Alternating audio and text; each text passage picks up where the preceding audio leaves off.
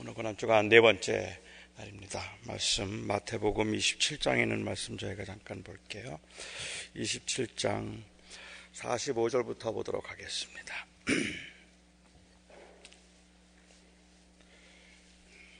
제6시로부터 온 땅에 어둠이 임하여 제9시까지 계속되더니 제9시쯤에 예수께서 크게 소리질러 이르시되 엘리 엘리 라마 사박다니 하시니 이는 곧 나의 하나님 나의 하나님 어찌하여 나를 버리셨나이까 하는 뜻이라.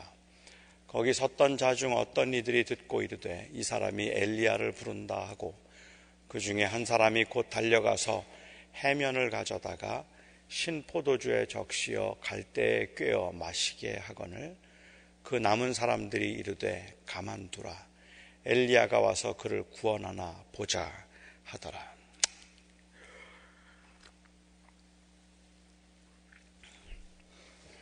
예수님께서 십자가에 달리신 지 6시간이 지났습니다. 십자가에 달리신 9시쯤 십자가에 달리신 것 같은데 오전 9시쯤에 12시쯤 되면서부터 하늘이 어두워지기 시작했습니다. 대낮인데도 12시면 가장 해가 그 중천에 떠 있는 그 대낮인데도 어두웠습니다. 어두움은 그냥 불길함이나 우울을 하기보다는 아마도 심판을 상징한다 보아야 할 겁니다. 그리고 예수님께서 네 번째 말씀을 하셨습니다. 나의 하나님 나의 하나님 어찌하여 나를 버리셨나이까. 복음서를 보면 예수님께서 하나님을 부르실 때 아버지여라는 말 대신에 나의 하나님이라는 말을 쓰신 처음 장면입니다.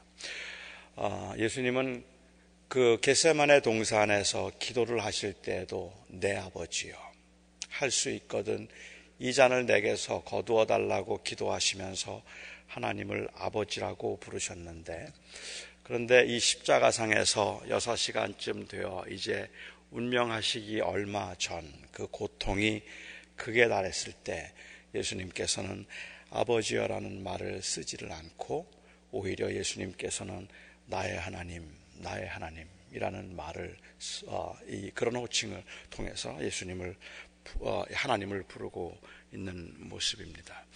물론 우리는 이 순간을 생각해 보면 나의 하나님 나의 하나님이라는 그 외침이 이제는 아버지와 아들의 관계에서가 아니라 그 하나님의 저주를 받으면서 그 죄인과 심판자로서 그 서 있어서 예수님이 아버지를 하나님이라고 더 이상 예수님이 하나님을 아버지라고 부를 수 없어서 하나님이라고 부르고 있는, 오히려 죄인의 모습의 입장에서 그렇게 부르고 있다 볼 수 있을 것 같습니다. 저도 동의를 합니다.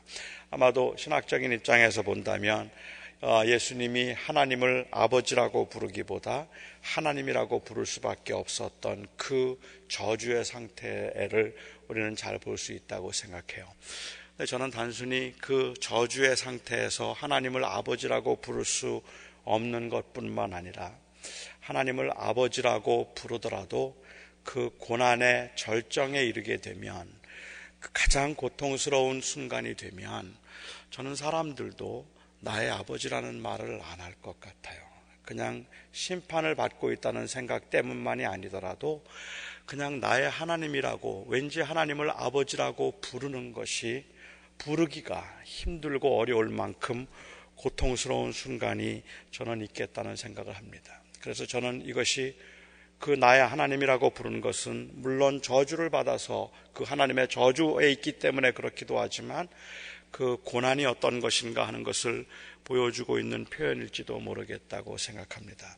제가 오늘 이 교회를 오면서 라디오를 들었는데 라디오에서 설교 방송이 나오더라고요. 그런데 그 설교, 저는 그 설교를 잘 듣지 않는 편이기는 한데 오늘 아침에는 제가 좀 뉴스를 들을까 해서 라디오를 틀었다가 설교 방송이 나와서 설교를 잠깐 들었습니다. 그런데 그 목사님이 누구신지도 모르겠는데 그 목사님이 설교를 하시면서 애굽의 재앙에 관해서 그 말씀을 하셨어요. 애굽의 재앙에 관해서 말씀하시면서 애굽의 재앙이 임할 때 그 마지막 재앙으로 애굽에 있던 이 사람들의, 애굽 사람들의 장자들은 모두가 다 죽었고, 그리고 이스라엘의 장자들은 모두가 다 살았다.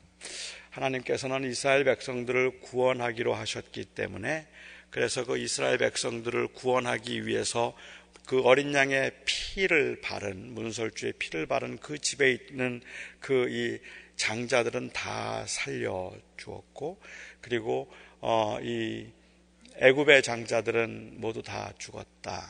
이제 그 구원에 관한 이야기를 설명을 하시는데, 그래서 거기에 하나님의 심판이 임했던 것에 관해서 말씀을 하시는데, 저는 그것을 들으면서 당연한 이야기고 저는 사실이라고 생각을 하는데도 그 이야기를 들으면서 갑자기 속이 답답해지고 끔찍하다는 그러한 생각을 아마 처음 했던 것 같아요. 그 느낌이 참 묘했던 것 같습니다.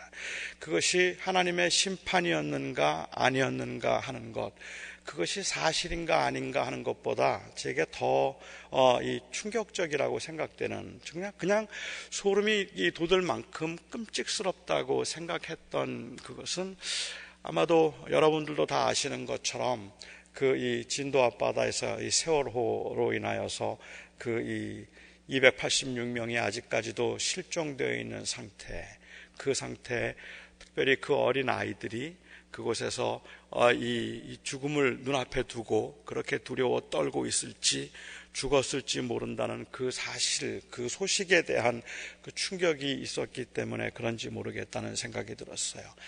아이들이 그렇게 죽었다. 그냥 끔찍하다는 생각만 들더라고요.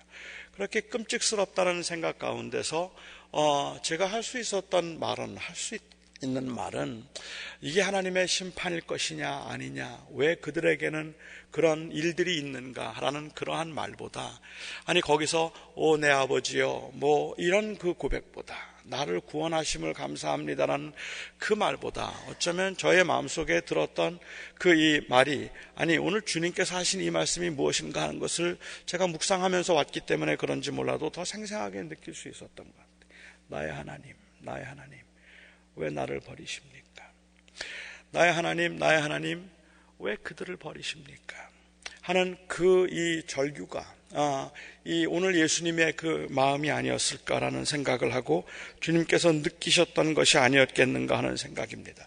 그러니까 나의 하나님이라는 그 고백은 그냥 신학적으로 심판 가운데 있으면서라는 그러한 표현, 정확하게 맞는 신학적인 표현이겠다는 생각이 드는데, 아마 그것보다는 저는 그냥 조금 더 감성적으로 생각을 해보면 그 절망의 끝자락에서 부르짖고 있는 소리라는 생각이 들어요. 하나님을 아버지라고 부를 수 없는, 하나님을 아버지라고 도저히 부를 수 없는 그 절망의 그 끝자락에서 부르짖는 소리가 느껴지더라는 말입니다. 어떤 사람들이 당하는 고난과 고통 가운데서는 보통 사람들이 같이 느끼지 못하는 상황에서, 그 절망적인 고통에서는 하나님이 아버지인 것을 모르는 바 아니지만, 그럼에도 불구하고 하나님을 아버지라고 부를 수 없는 그 절망이 저는 있다고 생각해요. 그 하나님을 아버지라고 부르기에는, 아니 아버지가 왜 나를 버리십니까? 내가 버림을 받았다는 생각 때문에 아버지라는 말보다는 하나님이라는 말을 쓸 수밖에 없는, 그 하나님을 믿지 않아서가 아니고 그 하나님의 구원을 몰라서가 아니라 그냥 너무 고통스럽고 너무 힘들어서 외쳤던 나의 하나님, 아버지라는 말을 부르지 못하는 것, 그것이었겠다. 그래서 저는 예수님께서 그 절망 가운데서 이제 하나님께로부터 버림을 받았다, 그리고 버림을 받고 있는 그 순간에, 그것이 신학적으로는 우리의 죄를 지시고 우리를 대신하여서 저주를 받으시는 장면인데, 그 가운데 예수님께서 느끼셨던 그 고통과 그리고 그 고난의 그 절정에서 예수님은 평소에 부르던 대로 내 아버지여라 부르지 않고 바로 그 버림받았다는 확신, 그 사실로 나의 하나님이라 그렇게 부르고 있지 않을까라는 생각을 하게 됩니다. 저는 이런 고통이 많은 사람들에게 있겠다고 생각합니다. 자식을 먼저 보내면서 하나님이 다 인도하신다. 하나님의 섭리 가운데 이루어진 일이다. 하나님께서 그 사랑하는 사람을 데려가신 것도 하나님께서 하신 일이라고 생각을 하는데도, 그러나 막상 그 사건만 생각하면 아버지라는 말보다는 하나님이라는 말이 더 먼저 떠오르고 그렇게 더 말할 수밖에 없는 그러한 그 고통이 있겠다는 생각을 하게 됩니다. 예수님께서는 그 죽음이, 십자가의 죽음이 어떤 것인지도 아셨고 다시 살아나실 것임도 주님께서 아셨습니다. 그런데 저는 그 주님께서 지금 당하시는 이 고통과, 그리고 그 주님께서 버림받고 나의 하나님 어찌하여 나를 버리셨나이까 라는 이 고백을 저희는 사실은 조금 가볍게 생각하는 것 같아요. 저도 좀 가볍게 생각한다는 생각을 합니다. 제가 그 고백을 가볍게 생각하는 그 경향이 있는 것은, 이러한 말씀을 가볍게 생각하는 경향이 있는 것은, 주님께서 저주를 받으셨지만 주님께서 받으신 저주와 주님이 받으신 그 고난이 잠깐이라고 생각하기 때문에 그런 것 같아요. 이게 지금까지도 고난을 받으신다 이러면 끔찍한데, 이 고난이 잠깐이었다면 그러면 견딜만 하지 않았을까라는 생각을 우리는 쉽게 하지 않을까라는 생각입니다. 하지만 우리가 아는 것처럼 그 순간의 고통과 절망은 결코 가볍게 생각할 수 없는 겁니다. 제가 학생 때 이 순교사를 한번 읽었어요. 그냥 우연히 누가 주어서 순교사를 읽었는데요. 어떻게 사람들이 순교를 당했는가, 초대교회 그리고 중세 이 종교개혁 때 사람들이 당했던 그 순교의 현장에서 아주 고통스럽게, 끔찍스럽게 사람들이 죽어가던 모습들에 대한 묘사를 보고 난 다음에 저는 정말로 무서웠습니다. 너무 무섭고 두려워서 그때 제가 목사가 되겠다고 기도하면서 제가 했던 기도가, 만일 내가 순교의 현장에 가게 된다면, 내가 예수 이름을 부인하지 않으면, 이런 고난을 당해야 된다면 그럴 때 어떻게 해야 될까? 근데 저는 그때 이런 생각을 좀 했었어요. 좀 어떤 생각인지는 몰라도, 하나님, 제가 만일 순교의 길을 가게 된다면 제가 순교하겠습니다. 그 대신에 고문만 당하지 않게 해주십시오. 고문만 당하지 않게 해주시고, 그리고 고문 때문에 제가 평생을 장애로 사느니 차라리 그냥 데려가십시오. 그거였어요. 어차피 천국을 믿고 있는 입장에서 잠깐 고난당하고 갈 수만 있다면 그거는 견딜 수 있을 것 같아요. 우리가 아무리 힘든 일을 만나더라도 우리 힘든 일 가운데서 그나마 우리에게 소망이 되는 것, 희망이 되는 것, 우리를 견디게 만드는 힘이 있다면 이것 또한 지나가리라 하는 것 때문이 아니겠습니까? 이것도 지나가면 괜찮아질 거야. 그래서 참을 수 있습니다. 아무리 힘들고 어려운 일이지만 이거 지나가면 괜찮아질 거야 라는 그러한 생각을 하고 참고 견딘다는 말입니다. 그런데 그렇게 참고 견디고 있는 것은 그야말로 참는 것이지 고통을 가볍게 하는 것은 아닙니다. 그 두려움과 불안을 가볍게 하는 것이 아니라 사실은 그 가운데서 견디고 있을 뿐입니다. 그러니까는 그거는 굉장히 크고 아픈 거예요. 그건 그대로 남아있는 거죠. 근데 우리 생각에는 왠지 그냥 짧은 시간에 지나갈 것이라면, 그렇게 지나간 것이라면 그건 별것 아니었겠다라는 그러한 생각을 하는 것 같아요. 저는 또다시 우리 이 세월호에서 일어나는 일을 또 말씀을 드린다면, 오늘이라도, 아니 지금 이 시간이라도 거기에 있던 실종된 사람들 286명이 다 구조되었다 하는 이야기를 들을 수 있으면 정말 좋겠습니다. 그렇게 듣고 난 다음에는 아마 잠깐의 이야기였다고 말할 수 있을 것 같아요. 그런데 지금 그 부모들이 느끼고 있는 고통은, 이거는 말로 다 할 수 없는 겁니다. 그 고통은 그대로 남아있는 거라는 말입니다. 예수님께서 십자가에 달리시지만, 그리고 예수님께서 그 저주를 받으시지만, 그 저주를 받고 난 다음에 얼마 지나지 않아서 불과 사흘 만에 다시 살아나실 것이고, 그리고 그 저주를 받아서 죽임을 당하지만, 그렇지만 그것도 한순간의 저주에 불과할 테니까 그렇게 어렵지는 않았을 거야 라는 것이 저희들이 갖는 생각인 것 같아요. 하지만 주님께서 나의 하나님 어찌하여 나를 버리시나이까 라고 그 고백하실 때 그 절망과 고통은 그것이 순간적인 것이든 아니면 그것이 장시간에 걸친 것인 간에 그것에 의해서 결정될 수 없는 그러한 그 순간의 절망이 있다고 저는 생각하죠. 그것이 끔찍스러운 것이었고 그것이 정말로 두려운 것이었기 때문에 주님의 이 탄식이 저희들에게는 정말 고통스러운 것임에 틀림이 없다는 생각을 하게 된다는 말입니다. 저는 인간이 경험하고 있는 그 일이 바로 인간의 모습이 이렇다고 생각을 합니다. 예수님께서 십자가 위에서 부르짖던 그 나의 하나님 어찌하여 나를 버리셨나이까 라는 이 절망의 절규가 바로 우리의 절규임을 우리가 느낄 수 있다면 그러면 우리는 은혜를 알 겁니다. 그 은혜의 깊이를 알 겁니다. 저는 제가 감히 그 주님의 은혜를 안다 말할 수 없는 것은 머리로는 이해할 수 있는데 그 감동에 몸서리 쳐지지 않는 이유가 있다면 그 은혜의 감격에 몸서리 쳐지지 않는 이유가 있다면 바로 저는 이 절규를 모르기 때문에 그런 것 같아요. 그 고난과 고통 그리고 저주와 심판 멸망 가운데 아무것도 할 수 없는 상황에서 하나님을 아버지라고 부를 수도 없어서 내 하나님 왜 나를 버리셨습니까? 라고 말했던 그 고통의 그 고난을, 그 절규를 우리가 이해할 수 있으면, 제가 알 수 있으면, 그런데 예수님께서 십자가에 가심이 바로 그런 저를 위한 것이고 예수님의 절규가 바로 제가 했어야 할, 제가 할 절규였다는 것을 안다면, 그러면 저는 그때 그 은혜의 몸서리가 쳐질 것 같아요.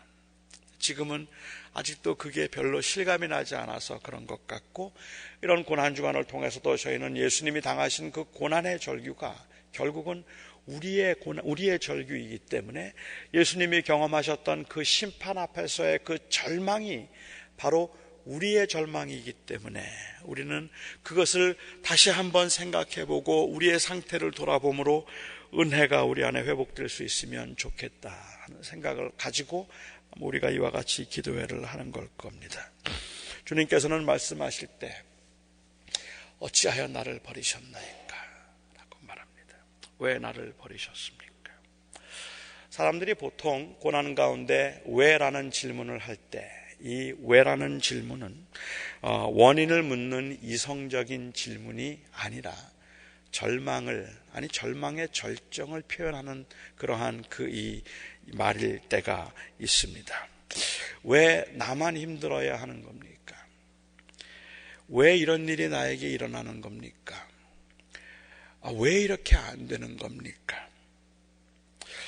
이 질문은 그 이유를 좀 알고 싶다는 그러한 질문이 아니라 사실은 정말 힘들다는 그러한 말입니다. 여러분, 예수님께서 십자가에 왜 죽으시는지 몰라서 지금 이 말씀을 하시겠습니까?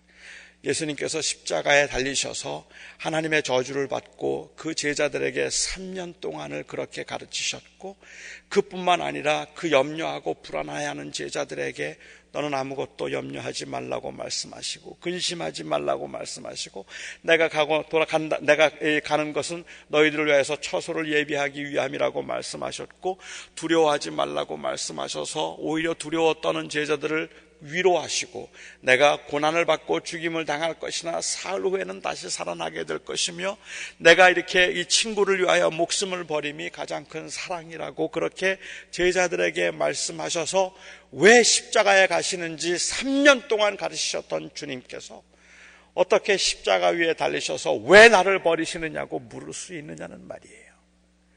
여기에 왜 나를 버리셨습니까? 라고 묻고 있는 이 왜라는 이 질문은 주님께서 지금 도대체 내가 왜 이런 고난을 당해야 되는지 모르겠다고 하는 그러한 이성적인 원인을 찾고 있는 질문이 아니라 그 절망의 그 절정을 표현하고 있는 말이라고 생각합니다. 그러니까 왜라는 말은 이해를 구하는 단어가 아닙니다. 왜라는 것은 이해를 못하겠다는 말이 아니라 못 견디겠다는 말입니다. 누군가가 나는 왜 이런 일을 당해야 되지요? 라고 물으면 그 말은 정말로 이성적인 원인을 찾는다는 말이 아니라 견디기가 어렵다는 말입니다. 그런데 우리는 그 앞에서 자꾸 답을 주려고 하잖아요.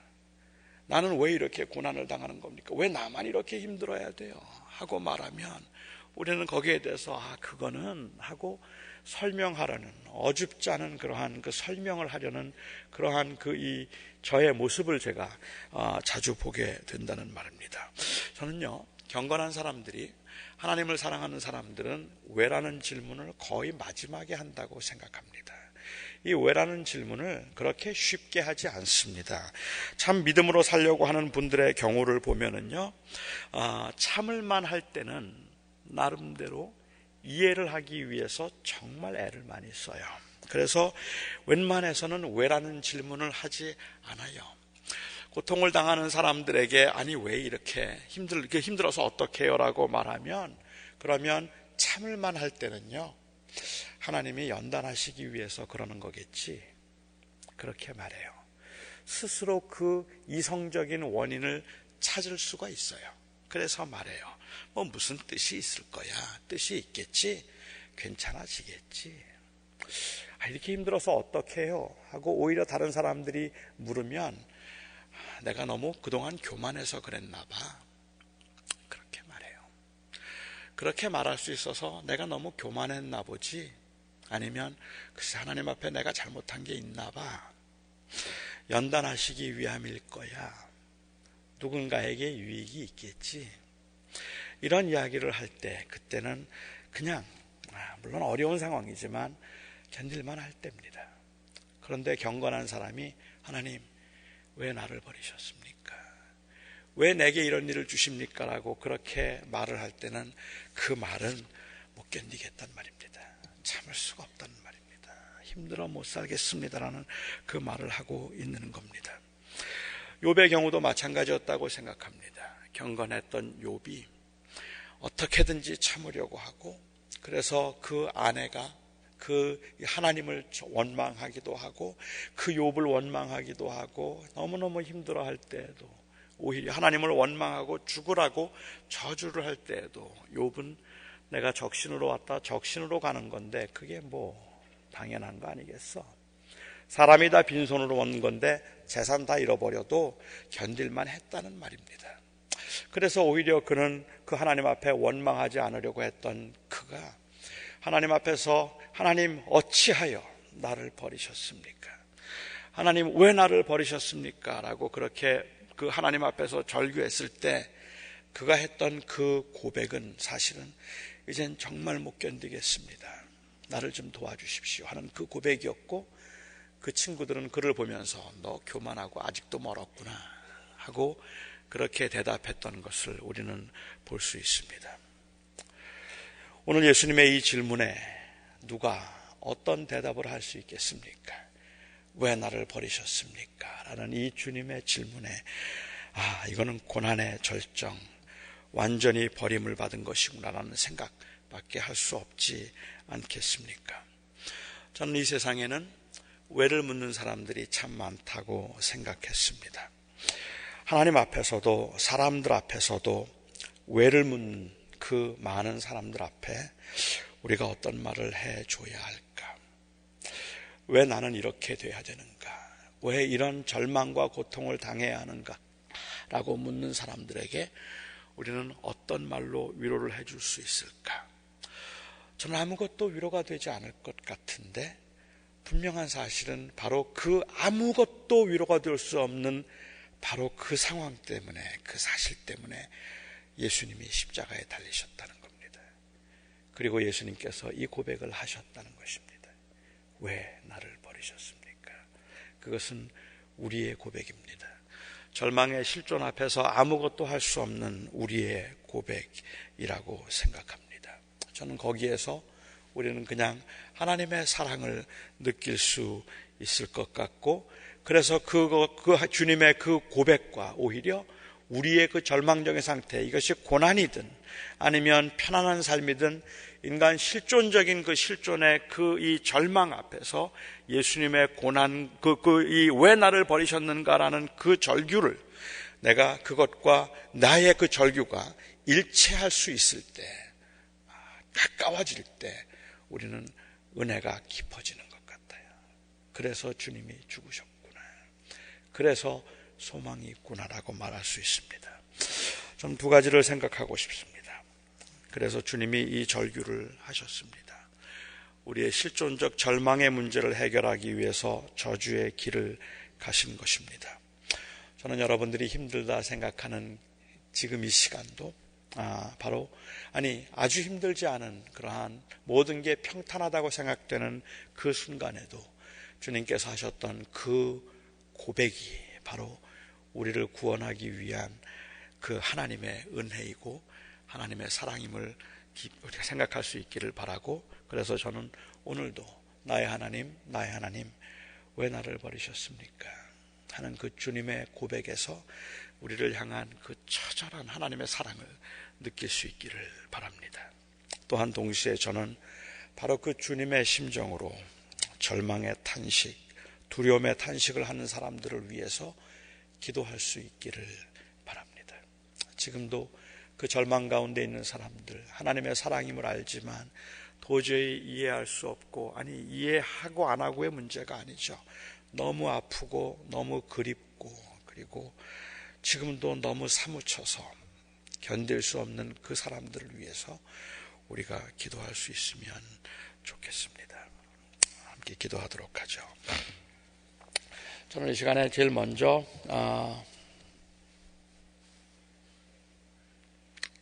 우리의 여러 가지 기도를 하기 전에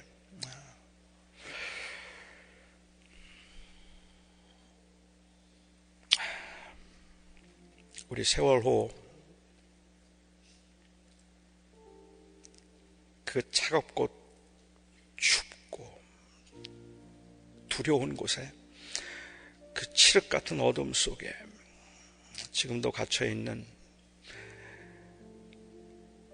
그 사람들을 위해서 기도했으면 좋겠고요. 초조하게 그 아이들의 생존 여부를 기다리면서 하나님 왜 나를 버리셨습니까? 왜 나를 버리셨습니까?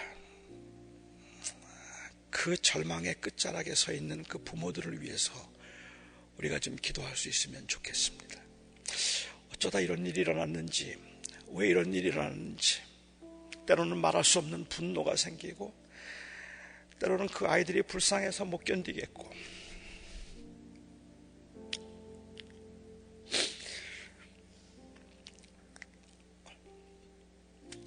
때로는 그 부모들을 생각하면 정말 아무것도 할 수 없다는 것이 무기력하고, 솔직히 그 상황에서 어찌 생각하면 아무 상관이 없는 저도 하나님을 아버지라고 부르기가 겁이 날 만큼, 자신이 없을 만큼 그렇게 떨리는데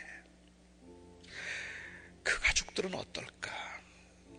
이 시간에 우리가 한번 간절하게 그 가족들과 그리고 그곳에 실종되어 있는 그 생명들을 위해서 우리 같이 한번 기도하면 좋겠어요. 같이 한 목소리로 기도하도록 하겠습니다.